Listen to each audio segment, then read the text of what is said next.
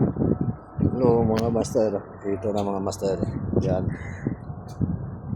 6 na kompresor, 12 tons, 3 unit na package type, bawat unit, 2 kompresor, 25 tons.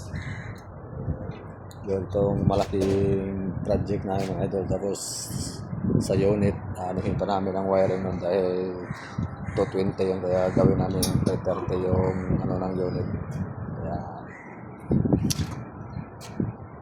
sana madali ito matapos to mga master. Sabagay, nandiyan naman yun si Master Napoleon. Siya yung ko sa wiring dito. Yo!